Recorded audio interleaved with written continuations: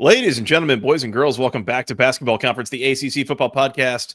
My name's Joey Weaver. He's Mike McDaniel. Mike, week 6 in the books. It was an eventful week in the ACC. Is that too much credit? I think eventful is one way to put it. There were some games that were going one direction and it flipped kind of in a matter of seconds. And then you had other games where teams couldn't decide who wanted to win it less. Looking at you, Virginia Tech and Wake. My alma mater decided they were the ones who were going to win it less. So that was good. Made for an enjoyable watching experience. And then there's North Carolina, for example. For a week that had 8 total games involving ACC teams, this week contained multitudes, Mike. There were a lot of different types of games that were played, we will say, that we will get into here as we recap all of them. It is about 10:30 on the East Coast on Sunday, October the 5th. Appreciate the folks joining us. We're live, youtube.com/@the-ACC Football Podcast. We got some folks in the chat with us already. Appreciate the folks joining us. Producer Scott, not in the house. He passed out pretty early yesterday, and I'm pretty sure he passed out early again today. He's had some things going on in life that are exhausting. So understood. He is more of an adult than we are, Mike, that he actually values his sleep and goes to bed, whereas we stay up and go on YouTube and start talking about a silly conference such as the ACC. Very late at night. Anything else before we get into a Rhoback rapid recap? Let's just dive right into it, shall we? Let's do it. We could put 10 minutes on the clock, but I really don't think this is going to take that long considering there's only 8 games. So we shouldn't worry about it. Let's do it. As a reminder, use promo code GOACC20 at checkout for 20% off your first order at Rhoback.com. Super high quality polos, quarter zips, hoodies, t-shirts, shorts, all sorts of athleisure, athletic wear, performance wear. Get it all. It looks great. It feels great. I love mine. You'll love yours. Church, work, golf course, tennis court, just lounging around the house, whatever you're doing. Rhoback.com going to look great on you, Mike. Love their stuff. I was actually wearing a polo of theirs earlier today. So same. Hit that game day collection, by the way, if you're looking for some spirited wear, especially supporting your particular team. Most of the ACC has something on there, so go check it out. Once again, use promo code GOACC20 at checkout for 20% off your first order at Rhoback.com. All right, Rhoback rapid recap in 3, 2, and 1. Number 3, Miami, 28. Number 18, Florida State, 22. A game that was not that close, according to the scoreboard. Miami looks phenomenal here. Honestly, I thought that Florida State put up a commendable effort in this game, but Miami looks like national semifinal good at minimum. Like, they look excellent, Mike. Yeah, and Florida State's probably like a half revolution behind that, maybe like one full revolution behind it. I still think Florida State's got a pretty good team, right? Yeah. The Virginia game obviously didn't go their way. This game didn't go their way. This is just a year where I think, and I texted you this during the game, this is the best Miami has looked in the history of our podcast. We've been doing this 10 years. This is the best Miami's ever looked since we've been doing this show. Defense is unbelievable. Corey Heatherman should absolutely be a Broyles Award finalist, if not win the damn thing. Yep. You'd be hard-pressed to find somebody more deserving, in my opinion, with the way Miami's defense has totally flipped the script this year relative to what they were a year ago. Yep. Offensively, Carson Beck looks very comfortable throwing the ball on time, finding open receivers everywhere. Malachi Toney is a superstar, an unbelievable player. He's going to be playing on Sundays, obviously. But he's having the type of impact on Miami that Jeremiah Smith had on Ohio State last year and Ryan Williams had on Alabama. He is that good. And I know he's not in the SEC, doesn't get the hype. People are starting to understand how good this kid is. I mean, he's an unbelievable player. And we'll get into it more in a few minutes, but was really impressed with how Miami won this game more than just the fact that they were able to get separation and win it the way that they did. I know Florida State had some late scores there, and Miami let go of the rope a little bit trying to run the clock out, but they were never truly threatened here. And how they went about doing it, I think, is worth discussing. So we'll get into it. Yeah. Miami is an incredibly boring team in the nicest possible way I can mean that. Like that. them being exciting used to be the reason that they would lose games. Them being boring is the reason Correct. they're not going to lose games right now, is from what I'm seeing. Totally agree. Yep. Number 24, Virginia 30, Louisville 27 in overtime. We'll get into this, Mike, a little bit deeper, but I'm just going to be real frank here. Virginia got lucky as hell to win this game. The post-game win expectancy on SP Plus, by the way, if you're thinking that, I'm just being a jerk on this, post-game win expectancy on SP Plus was something like 10% for Virginia. Like, Louisville should have won this game, but it was some really dumb mistakes and some really poor quarterback play, I thought, at times, that was ultimately what cost them. Along with some issues with running the ball, which is starting to become a theme with Louisville right now. Yep. Look, you called the post-game win expectancy thing. We tweeted that out. You called it was going to be low. It was. I told you Virginia will take lucky on the road. Absolutely. Right. Mm-hmm. Huge win for the Hoos. Huge win. Thought the offense struggled a fair bit. I think we have to give credit to Louisville's defense, and we'll get into that more.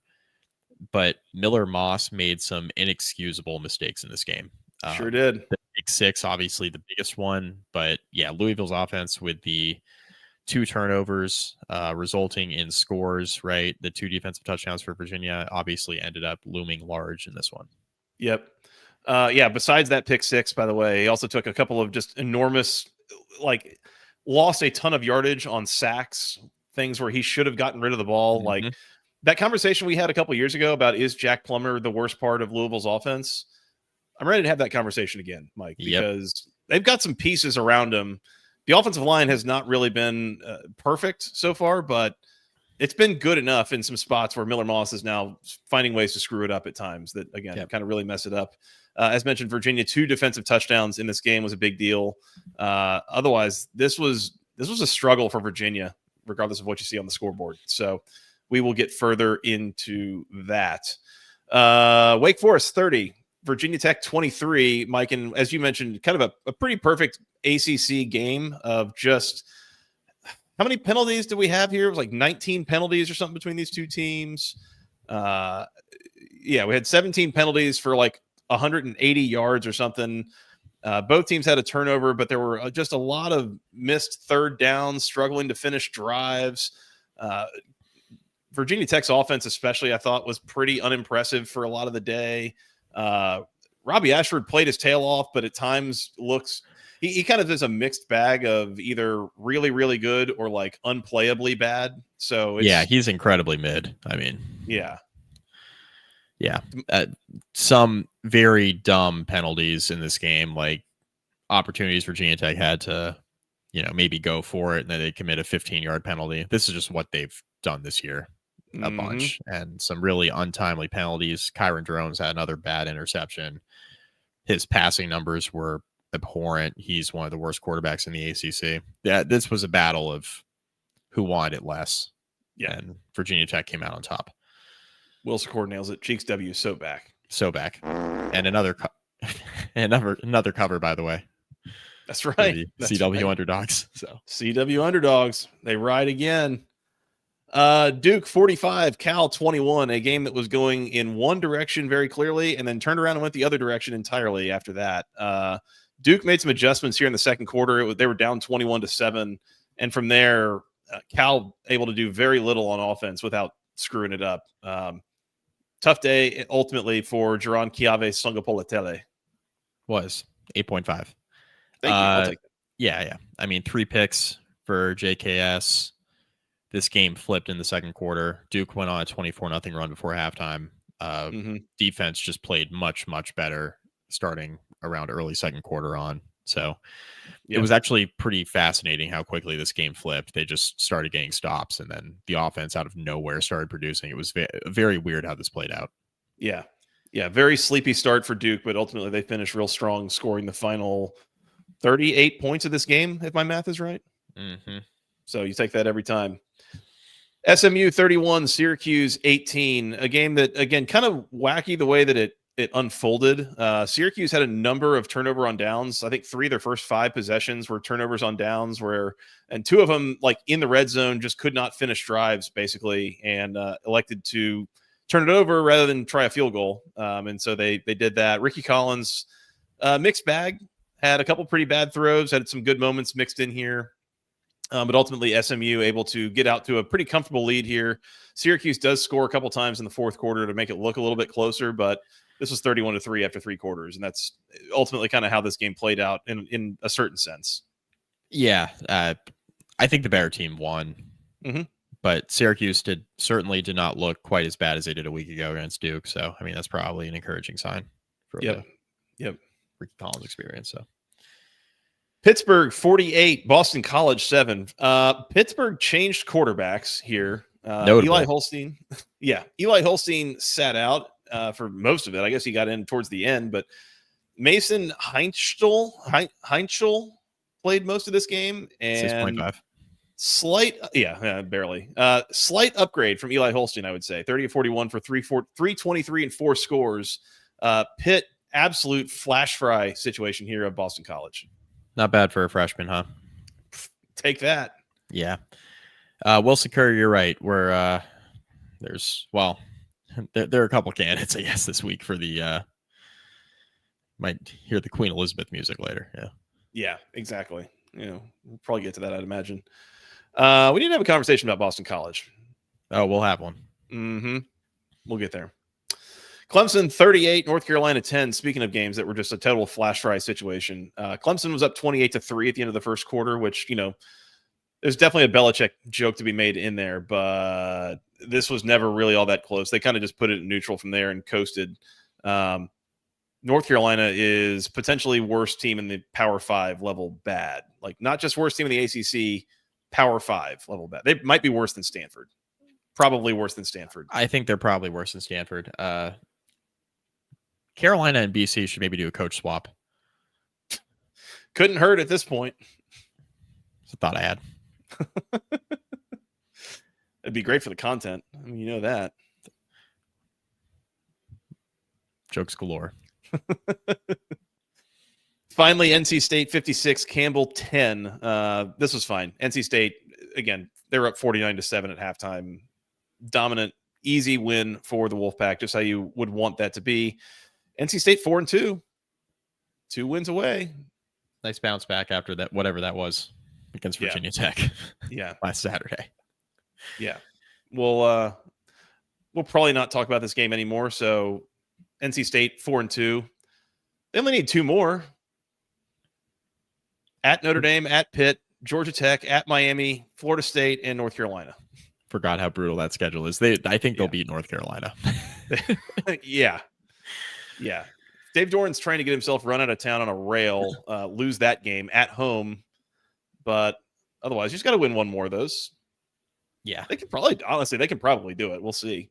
I think they'll get to 6. They get Georgia Tech at home. That'll be a mess, I'm sure. They'll win. They'll win too.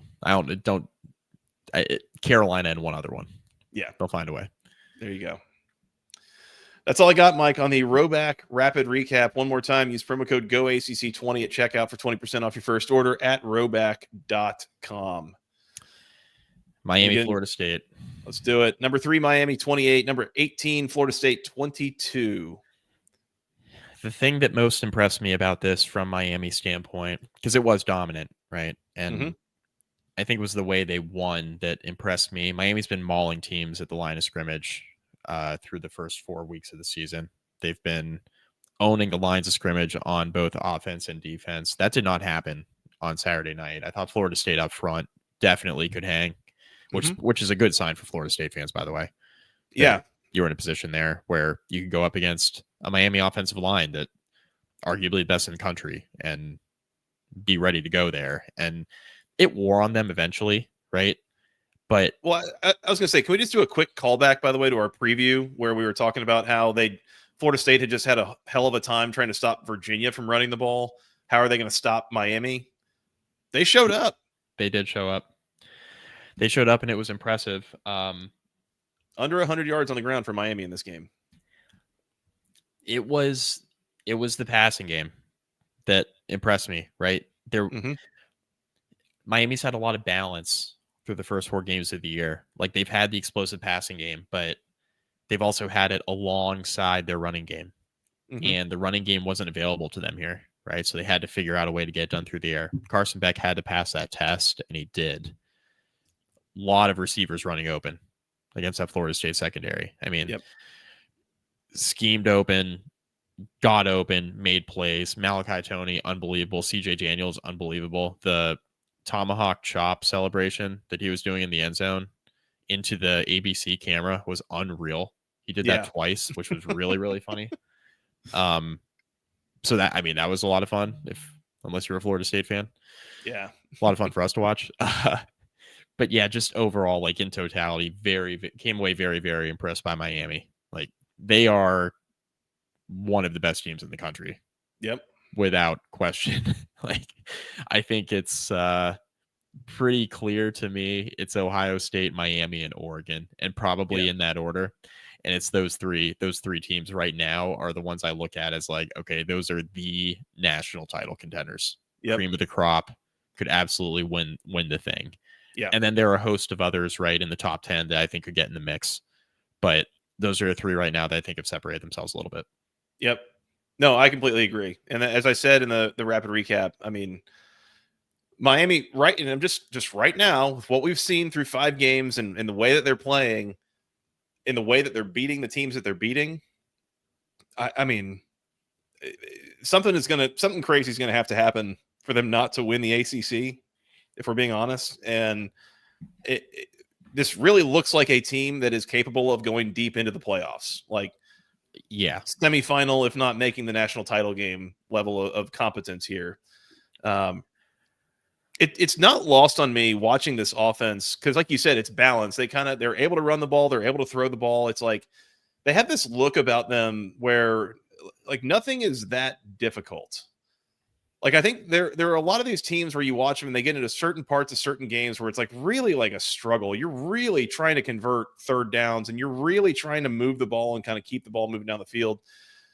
And I just don't really see that stress or difficulty, I guess, from Miami's offense as you would see it from most teams. And to me, that's a good sign for them.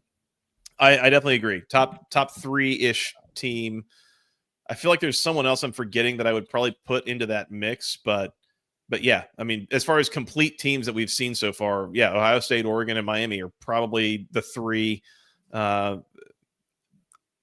know that Alabama has looked good, but we also saw them in Tallahassee a month ago start the season, on the wrong note. So that's my hesitation there, but obviously a lot of games left to play there. The crazy thing to me, Mike, is that Florida State, even watching this game, and they're 0-2 in ACC play, it is unlikely at this point that they are going to make it to Charlotte. I know. They might legitimately be the second best team in the ACC. I think so. Yeah, I think they are. And yet, because they lost to Virginia last week, they're kind of out of it. And that's just, it's kind of funny thinking that, all these years of the conference trying to get Miami versus Florida State in the conference championship game. And this is probably your best opportunity to do it. But Florida State goes into Charlottesville and gets beat by the Who's, and another year, probably not going to happen. Yeah. I mean, they're going to need some chaos, right? You got 2 league losses now, and you don't own the tie break. I don't expect Miami to come back to the field. I don't know about you, but they don't own stranger things have happened, but they don't own the tiebreak over Virginia. So you need Virginia to really come back to the field with a schedule that is cake. I don't see it. I think Florida State's probably out. And if they're out of the conference title game, they're certainly out of the playoff. So it would take something cataclysmic for them to get to Charlotte, I think. And I agree with you. Like, I came away the last 2 weeks like, all right, Florida State could have done some stuff better, but they were outmatched in this game for sure for 3 quarters, and fourth quarter, I mean, you're playing with a huge lead, but for 3 quarters, they were certainly not the better team.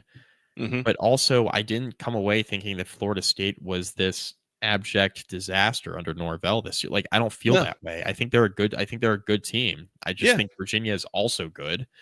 that was a trap game, and it was on the road in Charlottesville, and Virginia played great, right? I mean, we gave them a ton of credit on the recap last week. Virginia played great and put Florida State in a tough spot. And I think that the rest of the year will probably go pretty well for Florida State.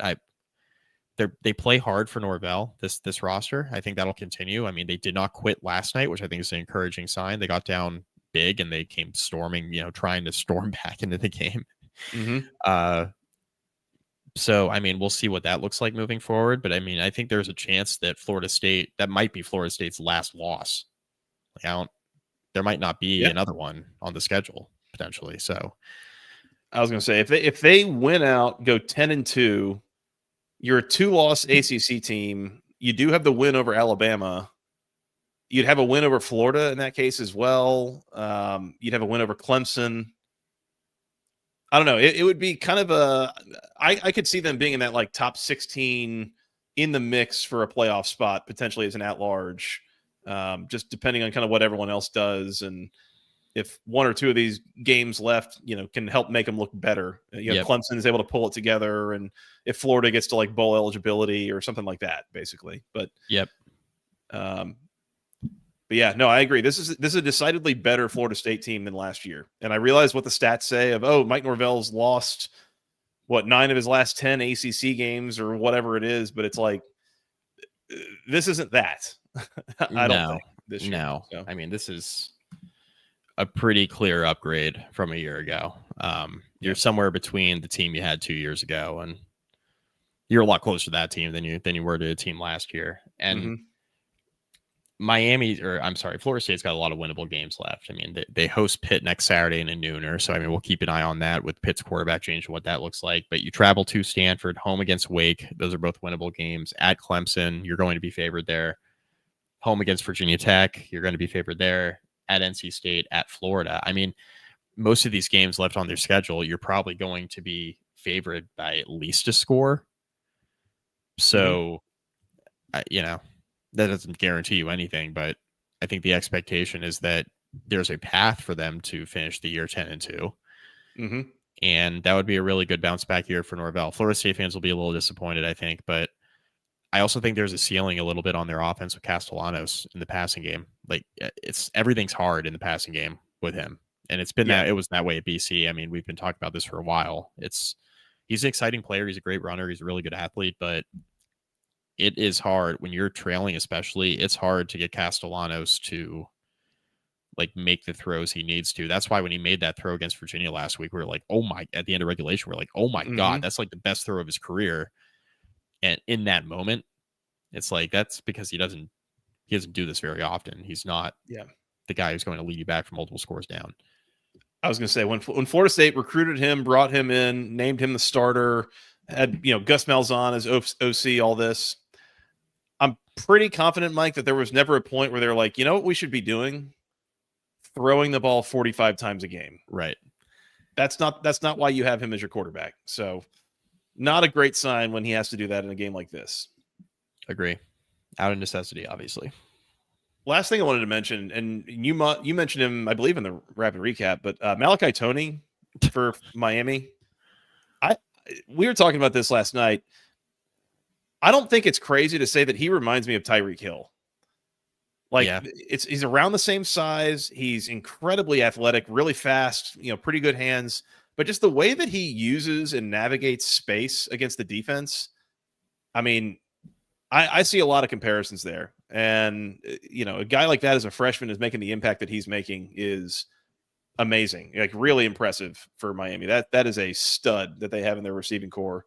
CJ Daniels, by the way, for a number 2, like that's not bad. He's been pretty good too. 5 for 78 and 2 scores in this game as well. So shout out to those guys. That's a good receiving core. Yeah, Miami looks really good. Florida State also looks good, but obviously not Miami level good right now. Anybody have Malachi Toney ACC Player of the Year stock? Did we purchase any of that instead of Cade Klubnik? That'd be worth a couple shekels. I'd like to have that one back. A couple of Van Gorder coin on that one. Yeah. Hit up Bet US, see if they can, what kind of odds we can get. Oh, yeah. I'm sure they got something on that. Anything else in this game? Now we're good. Miami 28, Florida State 22. Can we go to Louisville? Let's do it. Number 24, Virginia 30, Louisville 27 in overtime. As mentioned, Virginia had 2 defensive scores in this game, meaning their defense scored 14 points in regulation. Their offense scored 10 points in regulation. And this game went to overtime at 24 all. Was texting with my dad late in this game, late in regulation. I think Louisville was down 24-21, trying to make a comeback. And in the span of 2 plays, Miller Moss, with no timeouts, clocks running, low time available situation, Miller Moss stands back there for several seconds and I guess takes a coverage sack. I guess you would have to call it, but more just like a Miller Moss get rid of the damn ball kind of sack. And he just didn't. And I was like, you got to be kidding. Like, how old is this kid? Like, you got to know better than this, like all this.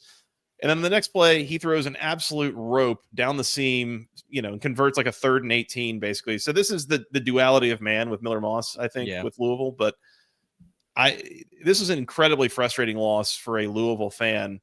I don't want to crap in the Virginia Cheerios here, okay? Like, you're still undefeated. This is probably the toughest game left on your schedule. You've got a path to Charlotte for sure.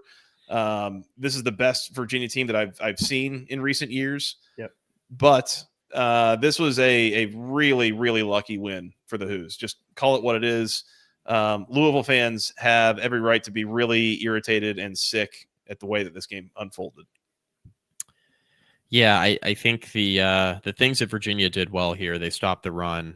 Number one, you had a fumble return for a touchdown that ended up being pretty huge, and then you had the Miller Moss pick 6, which, by the way, that's a go ACC moment of the week candidate. Like, yeah, what are you doing? Like, he's falling to the ground. He's got absolutely nothing. Just take the sack. I mean, you're almost on the ground when you decide to make that throw out to the flat. I just don't know what he was doing there. And it's a 3rd down. Like, the drive's over. Just eat it, punt it, and live to play another day. The defense played great in this game, by the way. That Virginia offense that racked up 400 plus yards, however much, against Florida State last week, like barely 200 yards in regulation in this game. Louisville's defense was awesome. Yeah. Virginia's receivers were having a heck of a time getting open. Chandler Morris failed to throw for 150 yards in this game. Will score. Yeah. Never mind. It's true. That is true. Yeah. And I mean, Virginia tried to run the ball. I mean, Jamari Taylor had some moderate success running it, but yeah, I mean, they were in a spot here where the defense came through, put Louisville in a spot where they had to throw the football. Mm-hmm. More often than not, if Miller Moss is going to throw the ball almost 50 times, you're probably going to put yourself in position to win the football game. Yeah. So it's kind of how it played out here. I mean, the 2 defensive scores obviously loom gigantic here, and Louisville should have won this game. Virginia finding a way to turn those 2 turnovers into points on the road obviously make all the difference in a game like this where you have 2 pretty evenly matched teams, I think. But for Virginia to pull this off, man, seismic win. This was the toughest game, I think, remaining on Virginia's schedule. I agree with you. And the fact you're able to have this in your back pocket, 5-1, 3-0 in the ACC. My very good friend, Ryan Bradley, who you know well, Joey, listens to our show a good bit. He said, if you don't mention to Joey on the podcast that Virginia is damn near a shoo-in to Charlotte with their schedule now getting past Louisville, I don't know what you guys are doing. He's right. He's awesome. Right. Virginia's awesome. Yeah. On the loop. There it is. Perfect. Yep. So they're in a really good spot. I mean, especially pulling off this win, having the tiebreak over Louisville, I think is going to end up being pretty substantial. As far as we know it here, entering the 2nd week of October. But yeah, really, really impressed by Louisville and how they played here. And I think they made some critical mistakes. Virginia took advantage of them. Cavaliers are 5-1, man. Yep. I will say some of Louisville's issues running the ball might have been somewhat choosing not to run the ball. It's not like they were having a ton of success, but if you just look at the box score here and it says, 27 carries for 54 yards. Well, Miller Moss was 8 carries for negative 38 yards, which included 5 sacks, several of which were huge. Okay. Like So like you take that out of it, look at the rest of it, what the running backs were doing. Like it was okay. It wasn't like super consistent, but it wasn't such a disaster that you had to get away from it and have Miller Moss throw the ball 48 times in this game, which is ultimately what they ended up doing. I do want to say the conversation that we had 2 years ago about Jack Plummer, aka Jag Plummer, Jag, just a guy. Yeah, missed that. Yeah. I think it's about time to start having that same conversation with Miller Moss. And I think what frustrates me as a Louisville fan is this is kind of what you get when your strategy for quarterback development is go get someone else out of the portal every year.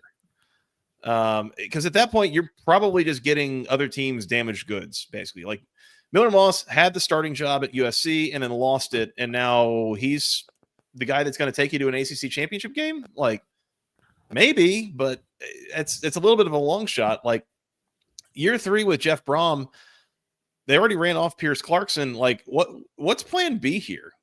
What comes next? Are we just going to keep doing this year over year? Because like clearly the results are mixed at best.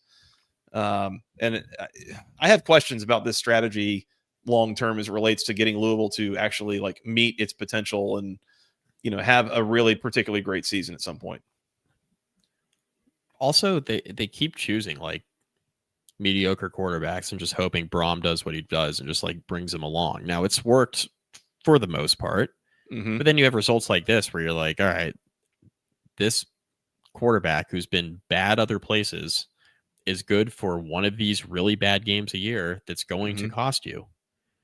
And I feel like Louisville is perpetually going to be stuck in like 8-4, 9-3 if they continue rolling this out. And maybe that's, maybe we're overreacting a little bit to this because, Virginia has a good team this year and Miller Moss, I think for the most part has been better than I anticipated this year. But I don't know, man, we're starting to gather more data points on this Louisville team under Brom employing or deploying this strategy. And you kind of get one or two of these a year, it feels like. Yeah. And so, yeah, to your point, like, does it hamper them from reaching their full potential as a program? I think that's something they probably should evaluate. They should bring back, who was the Louisville quarterback supposed to be really good, ended up being really mid? Juwan Pass. Oh yeah. Puma. Bring him back. Puma Pass. Didn't he like transfer to Florida State and then continued to go poorly or something? Man, that's been a minute. Yeah, it's been a minute. I remember when he committed there, I was like, oh, okay. I think that was a Petrino 2.0 situation. That was a while ago. Wow. Yeah. Speaking of Petrino 2.0. 2 more things and then I'm good here. Number 1, Chris Bell, ACC Player of the Week candidate. Yeah. 12 catches, 170 yards, and 2 scores. He was relatively unstoppable in this game. And that's the thing I keep going back to is like Miller Moss is surrounded by Isaac Brown, Duke Watson, Chris Bell, Nate Kariski, Colin Lacey. Like he's got a really nice skill core around him. That you'd like to see a little bit more of. But Chris Bell was incredible in this game, number 1. And then number 2, I feel like I have to bring up the fact that this is a game that Tony Elliott and this Virginia program would have lost 100 times out of 100 the last few years. And it is a sign of progress, or it is a sign of improvement to win it this year. And again, in a game where you were outplayed by and large, but you found a way to win it. That is a new and unique thing for Virginia, for a team that might be in the midst of having a pretty special season here. Yeah, we're probably not giving Tony Elliott enough credit for, and I guess the administration. Yeah. Like from extended standpoint, being able to, they got that gift, right? That Justin Ferber alluded to, that anonymous gift from a donor that ended up really helping their program, specifically in the transfer portal. And you see it paying off. I mean, they're 5-1, and we're sitting here talking about how Tony Elliott can't coach. Maybe he just didn't have any players. It's like maybe it's as simple as that, because he seems like he's a lot more competent this year with the roster being a lot better. It's like this guy didn't just forget how to coach football, apparently. Yeah. Sandlands in the comment, by the way, just reminds us Virginia's offensive line has been pretty banged up. So, I think it's probably a bit of an exaggeration here, but if you're looking for an exhaust port in the Death Star of reasons that something bad might happen to Virginia moving forward, it's that offensive line being banged up. Right. I don't know who's there to take advantage of it. I don't have the schedule in front of me right now, but not many.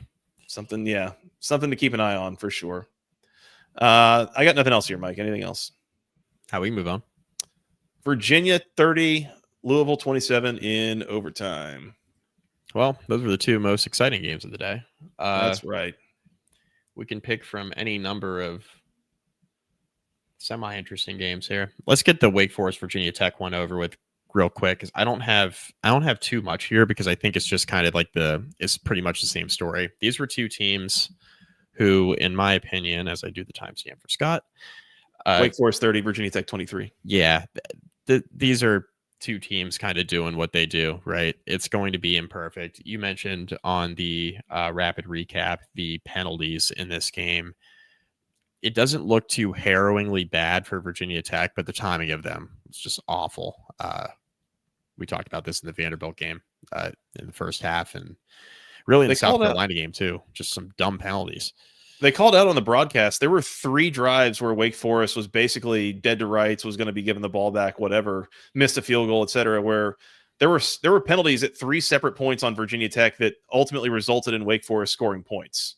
Yeah. Like 17 points off of penalties, basically. Yeah, there were some questionable decisions too. I mean, you're trailing late-ish in the game, and I get John Love is one of the best kickers in the ACC, but you attempt a long field goal on 4th and short when you really just need to find a way to put the ball in the end zone on that drive. That was a little bit conservative by Montgomery. I was so mad when the kicker ran out at that point. You're the interim coach. Just go for it, dude. Just go for it. And Love's been great, but I mean, that was a long field goal, and even with a kicker as good as he is, that's probably a little less than a 50-50 chance of making it, even with as accurate as he is. So, I mean, I didn't love that. Virginia Tech's passing offense, Kyron Drones, he's horrible. I mean, he's, I think, second to last in I think this was a battle of the 2 worst quarterbacks in the ACC. If you're looking at quarterback rating, they're looking up at Ben Goldbrinson. Yikes. Yeah, I mean, I think he might have been sandwiched between them. I got to go back and look, but pretty bad. Virginia Tech didn't commit to the run as much as I wanted them to, considering how poorly the passing game was going. But yeah, 14 of 28 for a touchdown and a pick from Drones is not what you want. Yeah. So, and then it's like, you mentioned this, but like Ashford's very feast or famine. So, I mean, I thought Virginia Tech's defense played fine in spots here, but also there comes a point where like you gotta make sure that Ashford's not hitting these explosives, because that's really all he does well, is like hit on every other long pass he throws. And he had some guys running open early in this game, and quite frankly, Virginia Tech got lucky a couple times. He had some receivers running open in the secondary. He just missed. Yeah. So he's not very good. Drones is not very good. And like we mentioned, I mean, I was flying high after Virginia Tech beat NC State, but the one thing I mentioned to you is this is probably going to be a pretty up and down rest of the way, even if we think Virginia Tech's going to play better. And they certainly look better than they looked against like Old Dominion. They're definitely, they're definitely better than that iteration of this team under Pry, but like this is going to be very up and down the rest of the season. I feel like they're playing harder for Phil Montgomery than they were playing for Pry, at least at times in those games. So, you know, I'm not as concerned about an effort issue now as I was a few weeks ago. Right. I will say Wake Forest, I think, you know, slowly but surely getting a little bit better. I think they're better than I thought they were going to be coming into the year. And I mean, I remember talking to Connor O'Neill doing the preview, and he had some significant concerns about offensive personnel and like what that was going to look like. Yep. They're scheming some stuff open for Robbie Ashford, and that's a reasonably well coached team. And you can see where, I mean, they brought in a handful of guys from Washington State with them, and that's paying off some dividends, I think, really kind of on both sides of the ball. So they're a little bit salty up front on defense. Like they're a little bit plucky Like I think that there's a chance they could threaten for a bowl game at 3-2 now. Like you need 3 more. I don't know if you'll get all of them, but they're gonna be a pain for a lot of teams to beat here in this league. Dickert has him well coached, man. Mm-hmm. He does. So they got games at Oregon State, winnable, versus North Carolina, very winnable, versus Delaware. That Delaware game was crazy on Friday, by the way. Mm-hmm. Blue Hens, baby. Tough one. Yeah. This game was messy and just I don't know. It was a very ACC football game. I felt like it was on the CW. We got the CW underdogs winning outright. 1 o'clock kick. 1 o'clock kick. Yeah, just the whole thing was peak ACC. So hopefully you got a chance to watch it. Yeah, it was a mess. Oh, there's Cam in the comments. Hey, Cam. Oh, Cam's here. Cam. Yeah. We pulled this together last minute. We're gonna have Cam on soon for sure. Promise. Cam, we had nothing but good things to say about Miami tonight. So yeah, Miami's going to the semifinal as far as I'm concerned right now. At least. Yeah, they're and not the ACC semifinal either. Not the playing game against Pitt. Right around Thanksgiving. Yeah. Speaking of Pitt, want to go there next? We can. Wake Forest 30, Virginia Tech 23. Before we do that, can we remind the people real quick about section103.com? Yes, we need to do the whole sponsorship thing. That's right. Look at us, grown-up, real podcasters, remembering our ad reads. Go to section103.com. Use promo code GOACC at checkout for 10% off your first order. All sorts of high-quality Georgia Tech, LSU, and Georgia Southern wear. T-shirts, sweatshirts, hoodies, things for men, women, children, babies. They got hats. They got onesies. They got all sorts of good things there. They got polos now. Check it all out, section103.com. Use promo code GOACC at checkout for 10% off your first order. Everything with the official Tech Gold, the official word marks, officially licensed through the Institute. They got a new homecoming shirt that just came out, by the way, for those coming up with homecoming festivities at Georgia Tech here in the next week or so. Is it the Virginia Tech game? Is it the homecoming game? I don't remember. I'll look that up. Really cool Mini 500 shirt, though. Highly recommended. Looks great. Super comfortable. Everything is high quality and looks fantastic. Go check it all out. Section103.com. One last time, use promo code GOACC at checkout for 10% off your first order. Shout out to Steven and the gang. Appreciate their support of the Basketball Conference podcast. Early look ahead line. Jackets are laying 14 with Virginia Tech coming to town. Take those points. I was going to say. Take those points. I was going to say, I don't expect Virginia Tech to win that game. But, yeah, that's in an weird ACC spot. Yeah. Homecoming is Saturday the 25th, if I'm not mistaken, against Fran Brown and the boys. So we'll see what that looks like. Yeah. Yep. Pitt, Boston College? Okay. Pitt 48, Boston College 7. Pittsburgh went with a different quarterback, and my God, where have you been all my life? What was his name? Hunchel? Where have you been all my life? Gesundheit. Max Hunchel? Yeah, that sounds right. Mason Heinchel. Man, I butchered that. Heinchel. So it is. 323 and 4 scores. True freshman.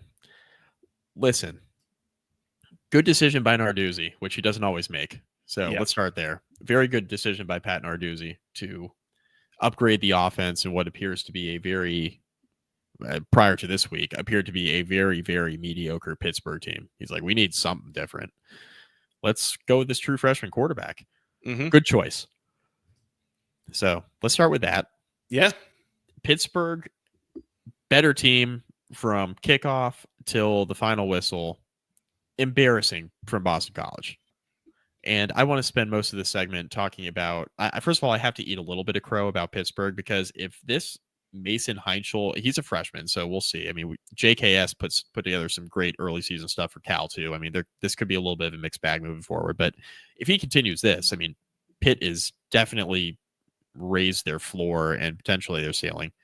Mm-hmm. So I've made it clear I'm low on Pitt coming out of the first month, but was very impressed on Saturday.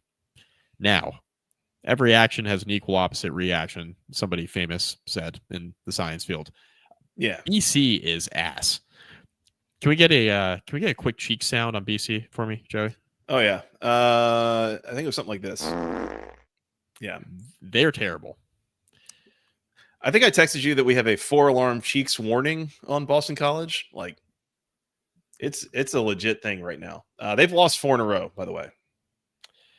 Yeah, this feels like their season topped out in week 2 against Michigan State, and it's been downhill ever since. Mm-hmm. Yeah, they had the back-to-back at Stanford that was a really wonky game that they found a way to lose, and then they came home and lost to JKS and Cal. And now they showed up here. And I say they showed up. They were physically there, but this was a no-show from Boston College, and makes you start to wonder: is there a bit of a quit factor going on here for the Eagles? Yeah, it's starting to trend that direction. It's starting to trend that direction. I mean, yeah. They looked disinterested. They were down 10-0 after 1. They looked totally disinterested halfway through the second quarter. I mean, this game was a wrap, like quickly. Yeah. Quickly. I mean, there was no shot BC was coming back from this. Yep. Right. I mean, we watched that Florida State Miami game. Florida State was down. They're still playing hard. BC was quitting in the second quarter, which against this Pitt team is inexcusable. Like, not good. Yeah, I mean, BC did everything poorly. They couldn't get any stops. They couldn't throw the ball. They couldn't run the ball. They were rotating quarterbacks. Grayson James, former starter, got in there. Then got back out of there. Yeah, Shaker Reisig got some snaps. That's a made-up name. That's not real. It cannot be real. Boston College, Joey, speaking of quit, they have Clemson. They have Clemson this week in Chestnut Hill. And I think this might be the segment of the program where Clemson starts going on a little bit of a run here because they're going to start to run into some teams that are quitting. We'll talk about another one of those in a second, the one that Clemson just beat. UConn, who's looked reasonably good for it being UConn. At Louisville, home against Notre Dame, home against SMU, home against Georgia Tech, at Syracuse. There are a lot of good teams on that schedule. A lot of good teams remaining on that schedule. It's the ACC, so anything can happen. There is a good chance that BC may not win another game. I was going to say, even Syracuse is on their backup quarterback. Buddy, that's like Ricky Collins game 8 that you're getting Syracuse. Like that. On the road. Yeah, in the Carrier Dome. Like you might, they might be figuring it out by then. Like I'm sitting here thinking, what odds do I need to bet Boston College to finish 1-11 at this point? And I don't 8-1, maybe something like that. Like, I don't think it's crazy that they don't. Yeah, I'm with you. They might not win any of these games down the stretch, especially if this is what they're going to look like. It's bad. It's all bad. It's gotten the quit factor has come to the surface a lot more quickly than I expected. Yeah. And Dennis makes the point. Boston College getting worse every game, it seems like. It does feel that way. I think their best effort was against Michigan State. They probably should have won that game, and it's been downhill ever since. Yeah. Yep. I'm curious to see where this Pitt team goes from here, because as we said, there's a lot of context here where some of this was, new quarterbacks. Some of this is Boston College. It seems like they're going downhill and quickly, but there's also a piece of me that wonders, Eli Holstein looked great those first, 5 games of last year. And it's been in the last, I think there was an injury where he missed a game or two, but last 10 to 12 games has not looked nearly as good. And I'm wondering, was the offense really what was broken? Was it the play calling with Cade Bell and the guys around him? Or was this purely a Holstein issue that now you get someone fresh in there and all of a sudden the world opens up? Right. I don't know. Be curious to see kind of what Pitt looks like over the next couple games, because there's a chance that, maybe this ends up kind of rounding into form a little bit for the Panthers, and they can go on a run here in the ACC. Yeah, this might actually change the trajectory of their season potentially. Yeah, we'll see. Ugly for Boston College. Really nice, easy, stress-free win for the Panthers. They needed it. They did. Pitt 48, Boston College 7. Anything else there, Mike? No, I'm good. Let's do SMU Cuse. Let's do that. SMU 31, Syracuse 18. Syracuse scores 15 points in the fourth quarter to make this look a little bit closer. It was 31-3 before that. As mentioned in the rapid recap, I do think there was a little bit of game scripting here where, I mean, Syracuse on 3 of their first 5 drives turned it over on downs, 2 of them inside the 10-yard line. Like, this is Fran Brown being really aggressive, which you're on the road with, relatively rookie quarterback. I have my questions about how aggressive you really want to be, but I don't know that it really made that much of a difference in the end. But ultimately, I mean, Syracuse racks up plenty of yards, but not that many points is basically the takeaway here. And SMU able to kind of slowly just put this one away over the course of a couple of quarters. It was 24-3 at halftime, basically. I want to talk about the game first, and there's something else that is permeating through the chat that I also want to discuss. So let's get through the game portion first. The Ricky Collins interceptions were not good. I mean, they were bad. I think Syracuse fans have a right to be concerned about the state of their quarterback play post Steve Angeli injury. I think that's a fair thing for them to be concerned about. Collins did a little bit of something in the run game, a lot of it out of necessity.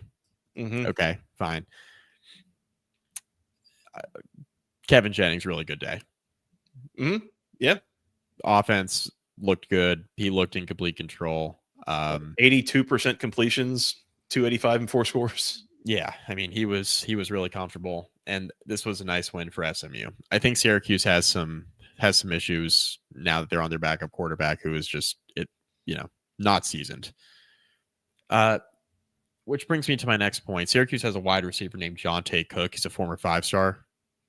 He's bounced around. He's had some off the field stuff going on, but he's basically bounced around between Texas, where he was committed and actually played, and then I didn't play a lot, but was on the team. And then he committed to Washington in the transfer portal, and then decommitted and ended up being uncommitted for a while, and then now he's at Syracuse.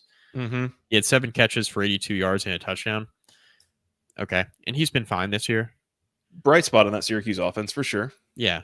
Very good player. Needs to clean up some stuff off the field, but good player. Now, let's talk about what transpired after the game. There is a Syracuse post-game show led by Gio Heater, a Virginia Tech alum from Syracuse, New York. He lives back up that way now. He writes for Syracuse.com or something local. He does radio up there, I think, now, okay, and then he does pre and post game for I think ESPN. There's an ESPN Syracuse affiliate up there. I think he was working with. He's a professional.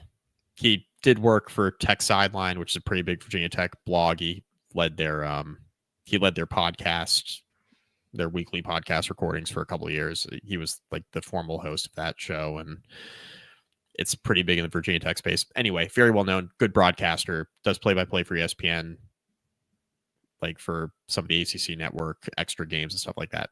Anyway, he's a professional. The reason why I bring this up is because somebody called in that said he was Jonte Cook's uncle, calling in from Dallas, Texas, which I don't know if it checks out or not. Jonte Cook is from Texas. This game was played in Dallas. I don't know if it's actually Jonte Cook's uncle, but basically went on a rant about how bad Ricky Collins was and how, he has to have a conversation. He, being the uncle, has to have a conversation with Jonte Cook's dad about getting Cook up out of there, I think were his exact words. Playing about our shot at the NFL. Our shot at the NFL. We can't have this kid jeopardizing our shot at the NFL. I'm like, oh yeah, I know where this is going. This is all live on ESPN radio in Syracuse, by the way. Like, this is in front of the quote unquote in front of God and everyone. Like, airing this with a poor post-game show host. Yep. Like, incredible. just really, really good stuff. And the reason why I bring up Gio being a professional is because during this call, he's just sitting there making all these facial expressions like, I can't believe this is happening.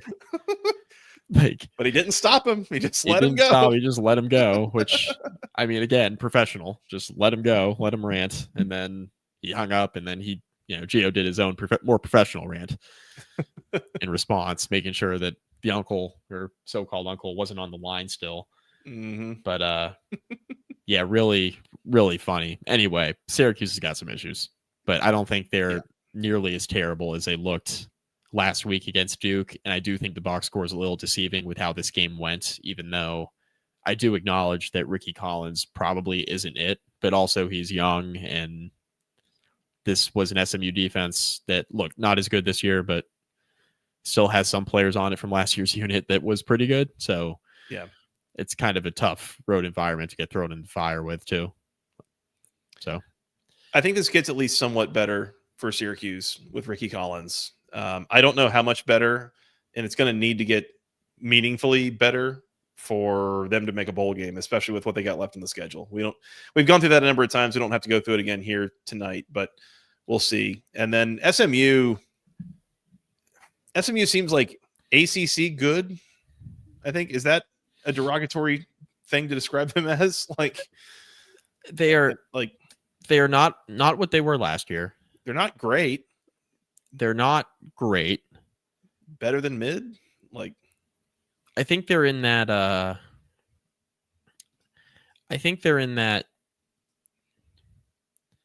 well, we'll see.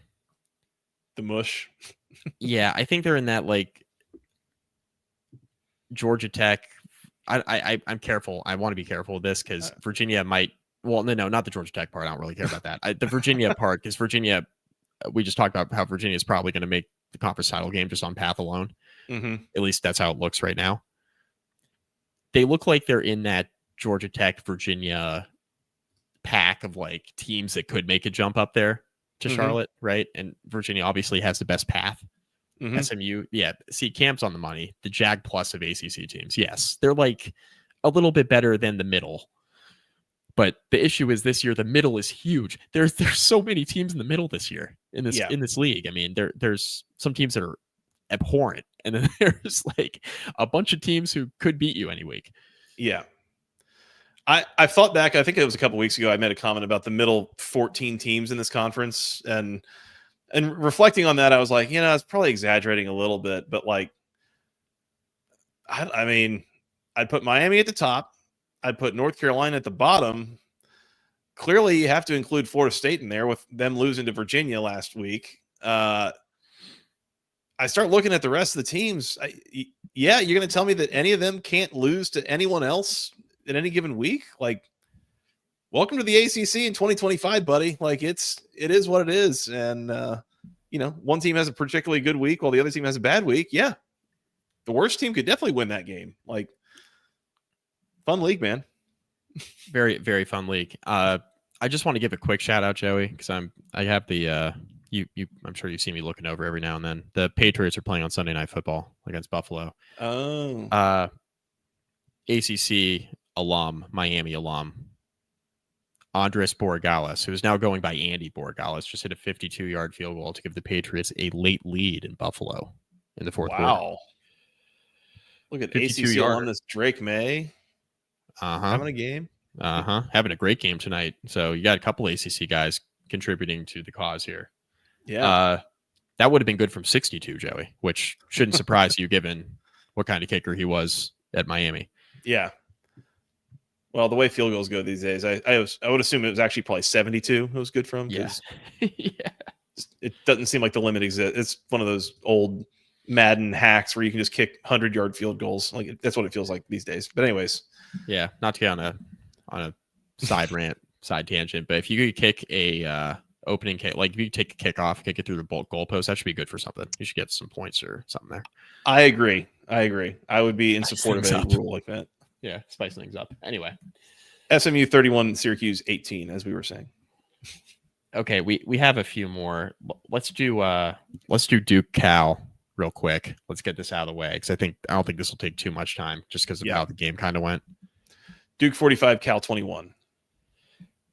So Duke started off really slow. I bet Cal on the money line here, and feeling pretty good about it. Small 2.5, and was feeling good about it. They played a good first quarter. JKS got off to a decent start. They looked fine. This game totally flipped. I mean, totally flipped. So Duke offensively, Joey, and I don't know how much of this game you saw. Duke in the first half offensively, first quarter in particular, looked real bad. They did score one touchdown, but they got off to a very, very slow start. And their defense just didn't get off the bus or the plane, whatever. I guess the plane. Playing this game in Berkeley. The defense was troubling early. And then things just flipped. Duke scored to cut a 21-14. JKS threw bad interception. Duke scores off that pick and then quickly forces a 3-and-out of Cal. And then all of a sudden, Duke had all the momentum. And this thing, it totally flipped. And Duke's offense for the slow start, and then defensively, how bad it looked early, for them to kind of flip the game, make some adjustments, and really put their pedal to the metal was really impressive. Because the defense was on the field a ton and giving up points, and it just was not looking good for Duke early. And then before you know it, like 10 minutes later, it was like, hold on, wait a second. I was doing some writing for Sports Illustrated. I had the game up, and I looked over, and I was like, what in the world is happening here? Yeah. And Duke just started rattling off touchdown drives. So really impressive. And then the defense kind of tightening the screws, forcing a handful of turnovers and really making things difficult on Cal. This was another JKS seems to be a high variance quarterback. This was one of those bad performances by him. Yeah. I mean, Cal came out hot on offense. What was it? 27 plays, a little over 200 yards in their first 3 drives, basically getting off the bus, and then did very, very little after that. Duke made a couple adjustments, and all of a sudden Cal was able to do almost nothing for the rest of the game on offense. In a way, not surprising, knowing kind of what a Manny Diaz defense can do to put pressure on quarterbacks, and especially young ones. JKS, I mean, obviously has a lot of arm talent, has some moxie to him, has made some throws in a number of different games this year that are really impressive. But at the same time, I mean, he's a freshman and playing against the Manny Diaz defense, and you kind of see what happens when Duke figures out how Cal wants to attack him and makes an adjustment, and next thing you know, very, very little happened. Darian Mensah, good game here. Very solid. I'm impressed, by the way, Duke, and just the way that they were able to rack up yards and points against what I think is a pretty solid Cal defense here. Don't forget Justin Wilcox. Like, he will run some good defenses out there for Cal or whoever he's coaching. And yet Duke racks up 31 points in the first half.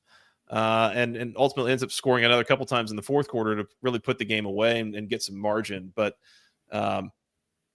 this is an impressive showing from Duke, honestly, to go all the way across the country, get down early the way that they did, and to come all the way back and ultimately put it on Cal.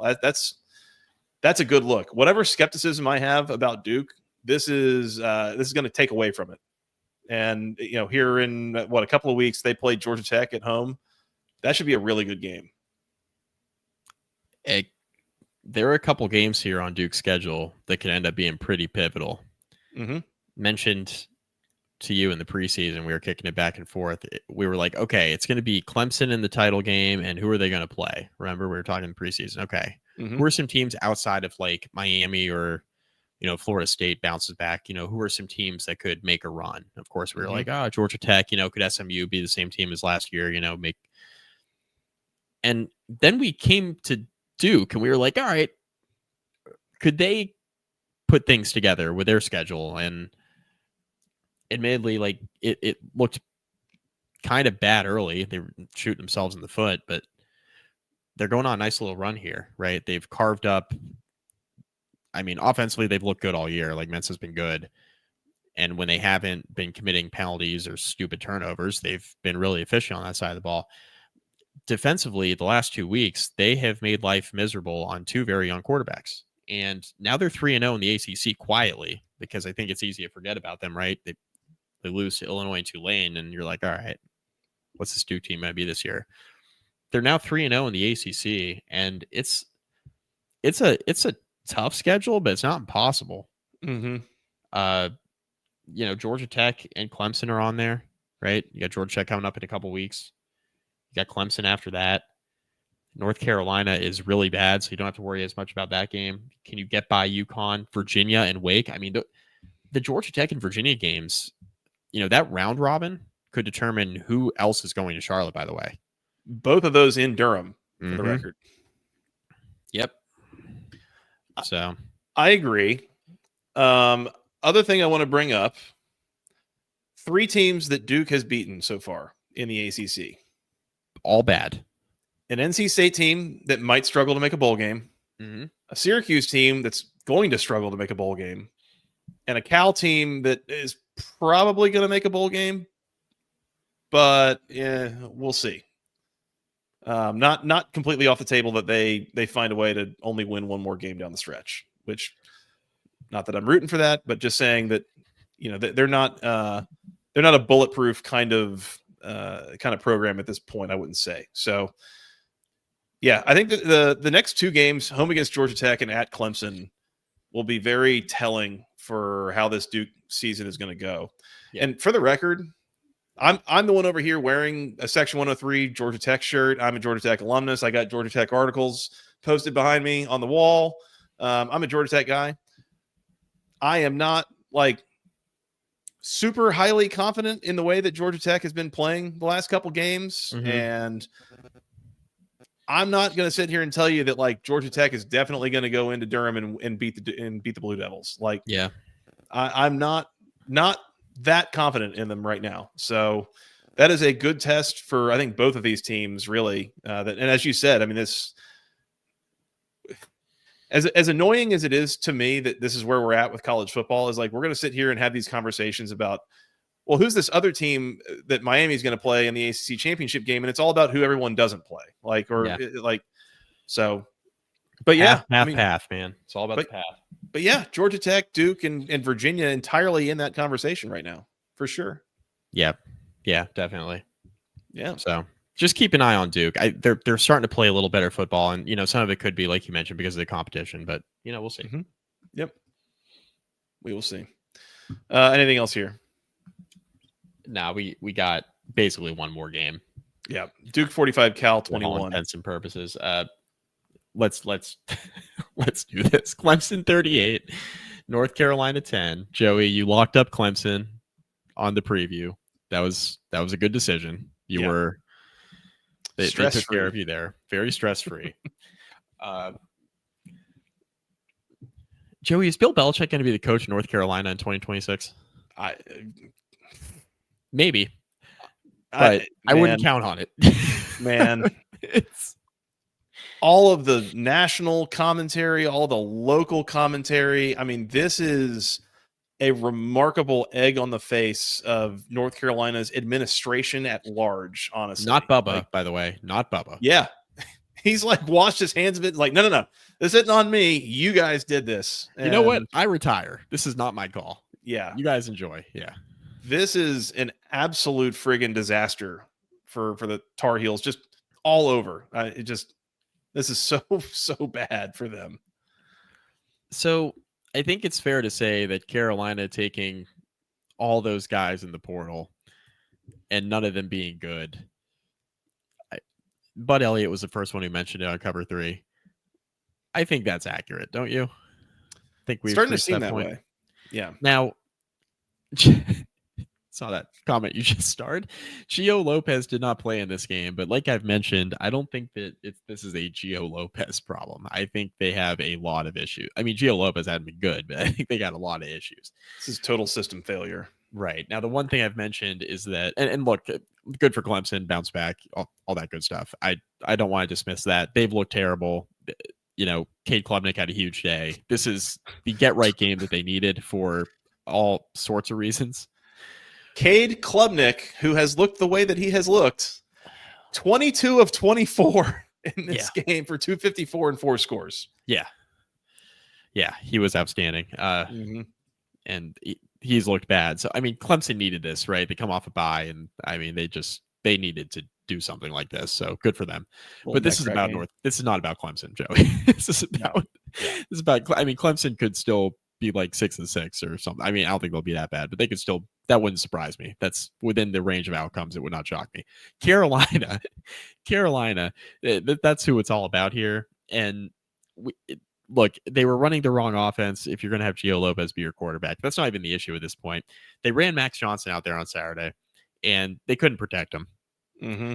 And he made several bad throws. Guys that are open, he just didn't hit. Under constant pressure, overthrowing, underthrowing, all that good stuff. He looked horrible. Carolina's defense is totally uncompetitive.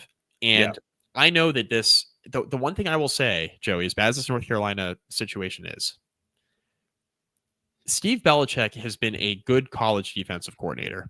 So I think on the defensive side, and this is probably an issue on the offensive side of the ball, but certainly on the defensive side of the ball, this is a dudes issue. Mm-hmm. They do not have any dudes on defense.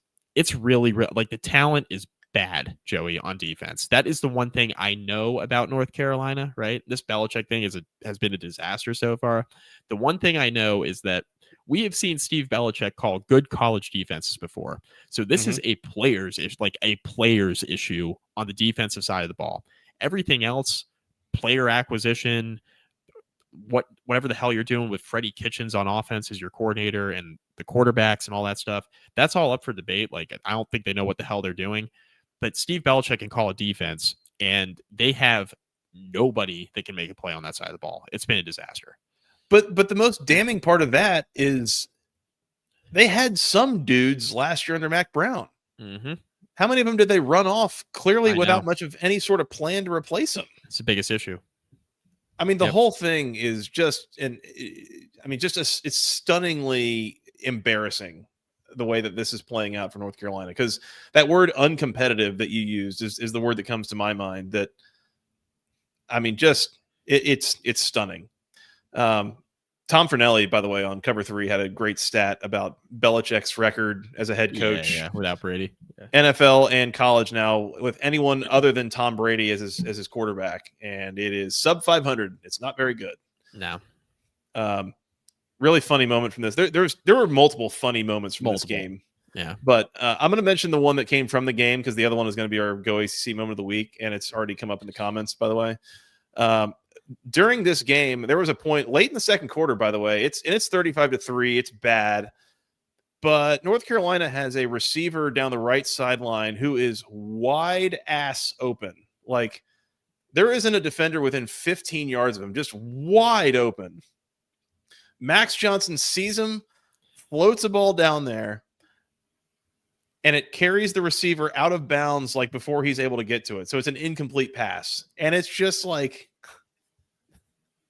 what a perfect encapsulation of where North Carolina is at right now. Of nobody within 15 yards of him. You had just a walk-in touchdown if that ball is anywhere near where it's supposed to be, and instead it floats to the sideline and our guy's out of bounds. Like, incredible. Incredible. Yeah. Yep. So that was bad.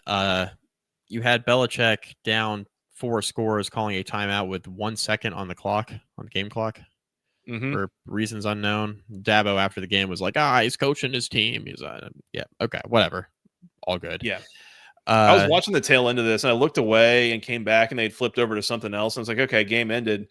Except then at the bottom right, it was like, oh, this game concludes on ESPNU or whatever. I was like, wait, why is it still going?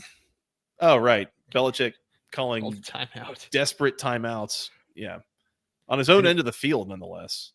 Then you had the UNC student who like without any context whatsoever. They were just like interviewing her out of commercial. I mean, that was regardless of what she said. I was like, what the hell am I watching here?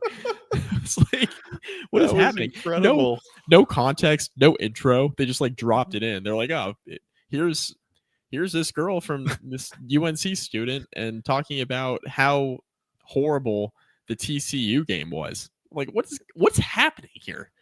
This kid who's like walking to their noon class on Friday. It's like, what have you thought of the football season? It's like, well, I was at the TCU game. It's like one of the saddest moments of my college career, and I've failed exams before.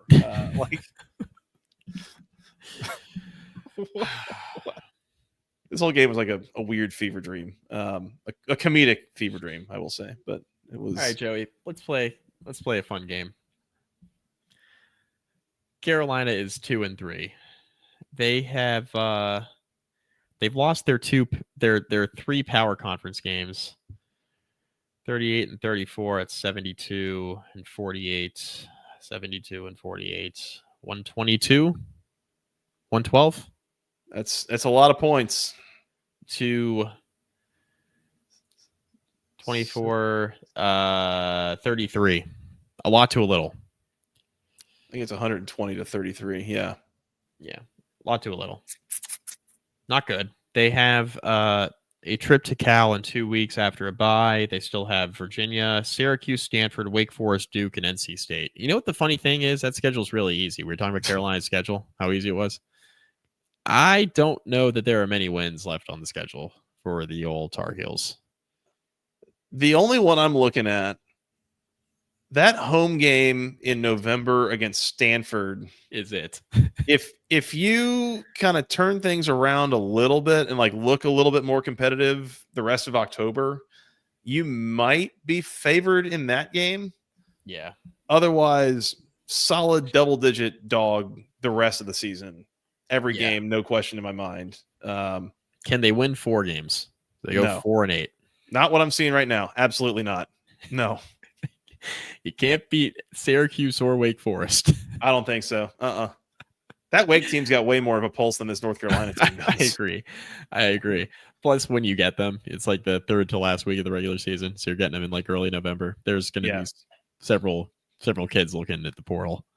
This is like 2007 Duke levels of free square right now for ACC teams. Like, and the funny thing is, every one of these programs is probably more than happy to just punch an extra one in late in the fourth quarter. Like, run it up and just basically make it hurt for all the off-field nonsense with Belichick and Jordan Hudson, I think. Correct. That's the right one? Okay. That's right. Yeah. No, this is going to get bad. I think so, too. It's already bad. It's going to get worse. The fact that Dabo is probably one of the only coaches left on the schedule that won't want to run it up on Belichick, but he was throwing a double pass in the first quarter. Tells you everything you need to know. Snap of the game. Tells you everything you need to know. Yeah. I mean, they ran a double pass on the first snap, and he was like, all right, this is... I respect him. I can't believe I get to share the field with him. Also, we're running a double pass, play number 1. That's right. We're scripting. Right. Garrett Riley goes, nah, fuck it. We're scripting the double pass. We're gonna rep this in practice this week. Yeah. I have a buddy who's a Clemson fan who texted me and said, well, I guess Dabo told Riley to get his head out of his ass for this one. Yeah. Right after the double pass, of course. Exactly. Clemson 38, North Carolina 10. Last one, NC State 56, Campbell 10. As mentioned, I don't have anything else really to say here. I didn't watch a second of this. Don't feel the need to. Good, comfortable win for NC State. You're 4-2. They're going to get 2 more, right? They definitely get North Carolina. Yeah. And then who else? One of those other games they'll win. At Notre Dame, at Pitt, Georgia Tech, at Miami, Florida State. I would venture to guess either Pitt or Georgia Tech would be one of the other 2, right? They're going to beat Georgia Tech. That's what I'm telling you that right now. Okay. I'll break that news on the show. October 5th, 11:46 p.m. Eastern Time. Calling your shot. 100%. You want to give some awards? Yakety sax time. Let's hit it. The Go ACC moment of the week for me, Mike. It has to be that kid coming back from the commercial in the North Carolina game. Yeah, it's got to be. I mean, that's the winner. Just no context whatsoever. How it was just dropped in there. What was that? I don't know. Yeah. I don't know. Yeah, that's gonna be our Go ACC moment of the week because I got a good You Tried award. Yeah, the Brian Van Gordon Memorial You Tried award, Mike. It is the Miller Moss trying to throw the ball away and that turning into a pick six. I will accept other nominations, but that is my pick. No, that's exactly where my head went. Honestly, you tried too hard. You did a little too much there, Miller Moss, and saw how that went. Yeah. The Bobby Petrino Memorial You Didn't Try award goes to Boston College, who, for my eyes, didn't really try that hard. Yes. Yeah, I don't think they tried that hard. Carolina at least looked like they wanted to be there for a little bit. BC from late first quarter, early second quarter, they had checked totally out of that one. Yeah, Boston College, that was the clear effort issue of the week among all these games that we had to watch. So, shout out to them. Kobe Bryant Memorial Volume Shooter of the Week, by the way. Bo McCormick, Boston College, 9 carries for 17 yards. Kobe. Turbo Richard, 6 carries for 2 yards. Pretty bad. Yeah. Not great. We got we had a 3-headed monster for North Carolina's rushing attack of Benjamin Hall, Demon June, and Max Johnson. 15 carries for 50 yards. Kobe. Not good. Yeah, I think that was about as bad as it got. Yeah, you seen Willis for Syracuse, 15 for 41 was not the best. Kyron Drones, 14 for 28 for 111 yards, also not great. No. Kobe. Bad. Kobe. Any other unsanctioned awards here this week, Mike? I have two for you. Oh dear. Potentially a third because I see a juicy one from Wilson Core that will come to pass on this podcast this evening. He's commented that at least 3 times. He is determined to get this into the show. The Queen Elizabeth II Memorial You Died Award goes to Boston College. Yeah. The Princess Diana Memorial You Died Award goes to North Carolina. We're past the statute of limitations. It's been like almost 3 decades, right? That's probably true. Yeah. Valid. Wilson Core's got one. Yeah. Secretariat Memorial Dead Horse Award goes to North Carolina Tar Heels. It's pretty good. That's an OG reference, by the way. Yes. For this here podcast. Yeah. You could have substituted Barbaro in there as well. I think Barbaro is the Kentucky Derby horse that also was euthanized. On the track. Your Heisman candidate did something. Mine was euthanized. Cade Klubnik Player of the Year award. Yeah. Jeez, any just don't listen to the preseason preview. Like, there's a lot of stuff in there that was just not good. I mean, we had the Clemson ACC title pick. We had the Cade Klubnik Player of the Year pick. We had Tony saying that CJ Carr and Kenny Minchie was an unimpressive quarterback battle in camp. Meanwhile, Carr comes out and looks like one of the top 4 or 5 quarterbacks in the entire country. So that did not age well either. Yeah. So we had some bangers on that preview. The true high comedy of this show. Oh, not good. Team of the week. It's got to be Miami. Unbelievable. Miami. Yeah, unbelievably good. Honorable mention Wake Forest, by the way. Getting their first win in the ACC under Jake Dickert. Deserved one last week. Got it this week. So shout out to them as well. Could have easily won each of the last 2 games. But yeah, it's Miami. For sure. Yeah, for sure. Miami. Player of the week. Had, again, Robbie Ashford as a candidate who kind of, I tweeted this out. I didn't really mean this in a way that maybe it got taken a little bit, but like he was kind of doing his best Haynes King impression at the end of that game, just willing Wake Forest to the finish line, basically. Super gutsy effort from him. Then we talked about Chris Bell from Louisville, Malachi Toney from Miami, a couple of receivers who had great games as well. And there was one more. There was who was it? Somebody had like 3 sacks in a game, I think. Was it someone from Pitt? Hang on. I'll find it.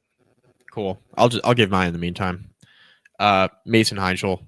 I mean, freshman coming in, first college start, 323, 4 scores, had 11 incompletions. Really, really good. And then my other one is, you mentioned him, Malachi Toney. Unbelievable. Yep.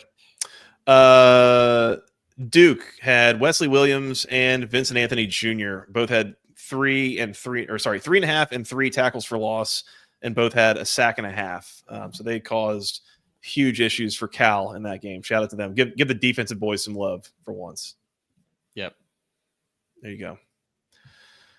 Actual final player of the week, producer Scott, who just texted us saying that, yes, he did indeed fall asleep and has woken up. So MVP. Absolutely. No, actual MVP of the show, though, for real. He will be editing this. That's right. Mike, that's all I got on week 6. Anything else? Now we're good. On to week 7. Hour 25 felt efficient, though, for the games that happened. Yeah, for like 7 games to talk about. Tight hour and 25. There you go. Yeah. You know what we got next week, Mike? Yeah, I mean, we got the Tecmo Bowl, but there's a little bit of juice. A little bit of juice. The juice is loose on this one this year with interim coach, not knowing what Virginia Tech's going to look like week to week. Same. Absolute wild card right now, the Hokies. Yeah. Georgia Tech off a bye. Hope they look better than they did against Wake Forest, where they came out pretty sleepy. We'll see. Yep. That plus, 5 other games to preview? So pretty light slate in the ACC, but should be a fun preview either way. Probably Wednesday night, maybe Thursday night. We'll see. All of them on Saturday, so no weeknight games to anticipate here. We'll figure it out on our end. Yeah, we'll figure it out, and we'll let you know. You want to find out? Hit that subscribe button, youtube.com/@the-ACC Football Podcast. Hit the bell icon. You'll be notified when we're going to go live. Again, potentially Wednesday night, potentially Thursday night. We'll see kind of how the schedule works out for this week. Yep. In the meantime, follow us at FTRS Joey, at Mike McDaniel SI, together at BC Podcast ACC on Twitter. Apple, Amazon, Spotify, all those places you go find your podcast in audio form. Hit the follow button, subscribe, whatever you do. We would appreciate that. Basketball Conference Podcast at gmail.com is the email address. Nailed it. Thank you. Anything else, Mike, before we hop out of here? We are good. People asking if you're going to Atlanta for that game. Absolutely not. I will not be in attendance for that one. I thought about it. One of these years, we're going to have to get together for this game. I haven't been to Blacksburg, so yeah, maybe we do that. One of these years, not this year. I do have a Bobby Dodd shirt, courtesy of Steven from Section 103, but I have not actually attended a game there. So that's right. That's all I got, Mike. You want to come back and preview week 7? We'll talk to you on the preview. We'll do it. All right, for that guy, Mr. Mike McDaniel, I am Joey Weaver. Thank you guys so much for listening. Had a lot of fun with the folks in the chat tonight, so appreciate the folks joining in and participating. That was a lot of fun. It was great. We'll talk to you again later to preview week 7. Until then, go ACC.